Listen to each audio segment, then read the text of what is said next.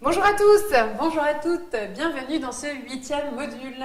Aujourd'hui, nous allons reparler un petit peu de tout ce qui est en amont d'un atelier du bonheur. Vous allez animer un atelier, on a vu plein de choses pour bien animer pendant l'atelier, mais il y a beaucoup de choses qui se passent avant et il y a des trucs super parce que moi j'aime bien dire que finalement on prend autant de plaisir à préparer un atelier du bonheur qu'à le vivre.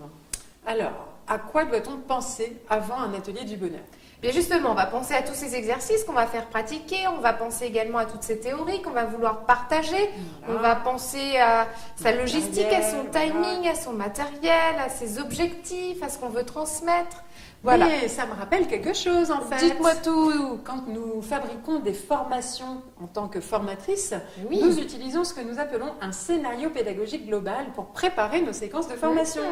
En fait, pour animer un atelier, c'est pareil, il vous faut préparer un scénario pédagogique, mais plutôt émotionnel que, on va dire, en termes de compétences. Donc du coup, sur une formation, comment on fait ? Nous, on séquence comme ça, sur une journée de formation, des temps de séquence, avec des objectifs généraux, des objectifs opérationnels, les outils, les moyens, la gestion du temps, le matériel, etc. On a le budget, etc. aussi, et là aussi, vous allez avoir à penser à ça. Et puis, il y a toute la partie créativité. Qu'est-ce que je vais faire pour ça ? Comment je vais décorer, tout ça. Donc là, on relie un petit peu le tout, mais avant. Donc, un scénario pédagogique, ou là, pour le coup, un scénario pédagogique émotionnel, parce que c'est plus joli pour un atelier du bonheur, à quoi il faut penser ? La première chose, c'est vous rappeler votre objectif général. On l'a vu, c'est la gestion du temps. Non, l'objectif général de l'atelier. Ah bah, qu'il soit content. Voilà, c'est ça. C'est le bonheur. Donc, l'objectif général, c'est déjà le bonheur avant tout. C'est un atelier du bonheur. Oui, mais en même temps, il faut être dans les temps. Exactement. Sinon, le bonheur, il s'en va.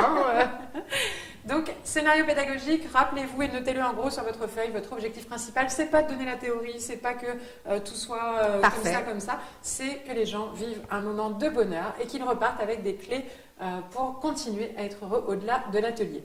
Ensuite, vous posez votre planning. Tac, tac, tac, vous avez 3 heures. Donc, vous posez sur un papier, vraiment, écrivez, notez vos séquences. 30 minutes, accueil positif, 30 minutes, séquence 1, séquence 2, séquence 3, ancrage. Et là, qu'est-ce qu'on met dedans ? On met tout, on met le détail. Exactement, donc ça veut dire 14h début de l'atelier. Voilà.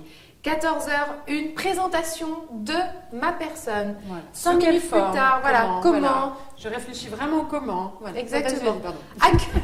Continue.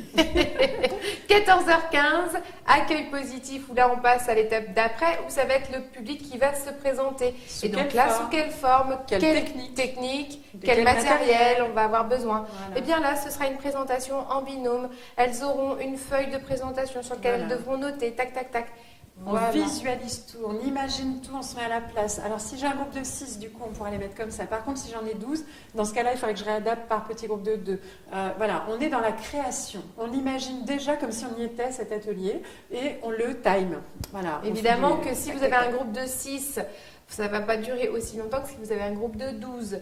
Donc à vous vraiment d'optimiser votre timing en fonction des exercices que vous allez donner. Pour bien pouvoir organiser vos 3 séquences du milieu en particulier, il va vous falloir passer aussi par une étape d'objectifs secondaires. Donc c'est-à-dire vous voulez les rendre heureux, mais là aujourd'hui sur cet atelier-là, qu'est-ce que vous avez envie de toucher ? Sur quelle partie du bonheur ? Quelle thématique ? Quel pilier de vie ? Quelle approche ? Quelle thématique ? Quel est votre objectif qu'on appelle opérationnel de chaque séquence ? Donc l'idéal, c'est d'avoir un objectif général, 3 objectifs opérationnels pour les 3 séquences, et après vous faites votre planification. Donc, par exemple, objectif opérationnel, on pourrait avoir sur la vie amoureuse, par exemple. Sur la vie amoureuse, une séquence où mon objectif, c'est qu'avant la fin de cette séquence de 30 minutes, chacun des participants reparte avec le plaisir d'expériences amoureuses passées.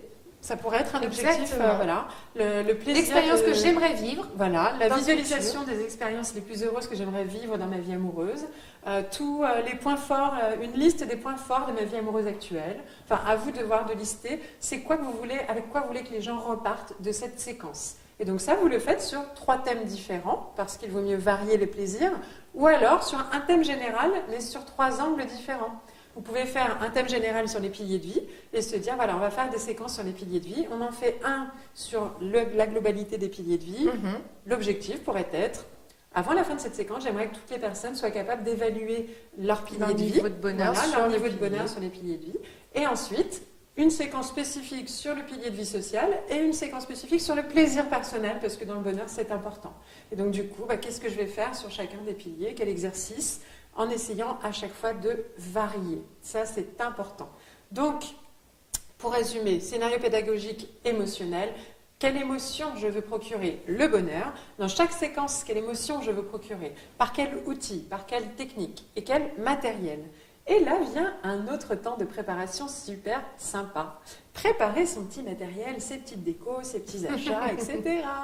Alors toi, t'aimes bien par exemple acheter les petits sachets là. Oui. Il y en a plein des petits matériaux sympas. Voilà. Hein. Alors moi, ce que j'aime, c'est les petits sachets de messages positifs où c'est ça s'appelle Many Dailies. Oui. Et alors du coup, chacun peut piocher un petit message, un peu comme les gâteaux chinois, où on est content de trouver le petit message et on se dit c'est dingue, c'est exactement ce que j'avais besoin.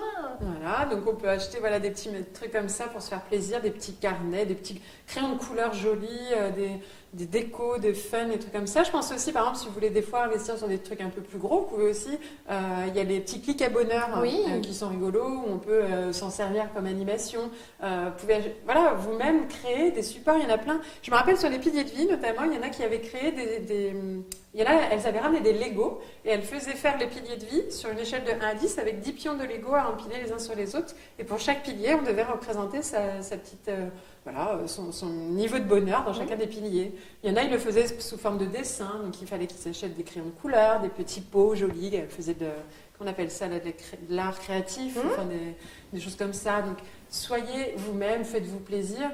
Si vous êtes plus dans le sport, ça va être imaginez comment vous pourriez faire parler du bonheur à travers le corps. Ça peut être aussi dans des mouvements, nous on fait faire de l'activité. On les fait bouger pendant les ateliers également. Voilà, donc du coup, il va falloir vraiment mettre votre créativité au service aussi de ces ateliers pour vous-même prendre beaucoup de plaisir à animer vos ateliers, rien que déjà au moment où vous les préparez. Une phrase qu'on aime bien dire en formation aussi d'ailleurs, et qu'on va vous dire aujourd'hui, c'est que la réussite de vos ateliers dépend de votre implication dans l'atelier, mais aussi dans la préparation de l'atelier. Donc faites-vous plaisir, partagez votre plaisir aussi en amont, vous donnerez envie aux gens de venir vous rejoindre, et vous allez voir que tout ça, ça va couler de source. Exactement. Voilà pour cette séquence-là, je pense qu'on est pas mal. Bien préparé.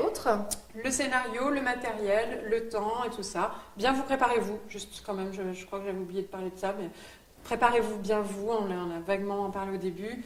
Soyez en forme, dispo. Mettez de côté les éventuelles difficultés. Soyez présents, authentiques, partagés, etc. Et pour ça, avant, pourquoi pas un petit centrage. Voilà, je suis là, ici et maintenant, pleine conscience. Exactement. C'est parti. Attention. Voilà pour aujourd'hui, la question du jour. Alors, on pourrait parler sur... peut-être commencer à préparer votre premier atelier. Là, si vous deviez faire un premier scénario pédagogique, quels seraient les 3 thèmes que vous aimeriez travailler? Et peut-être un premier exercice pour chacun des ateliers. Et là, on commence à passer à l'action vraiment concrète dans vos temps de préparation. Et si vous voulez même développer un peu plus, allez-y. Oh là là. Allez. Le matériel et tout, on veut tout savoir. Allez, à très vite pour la suite. À très vite.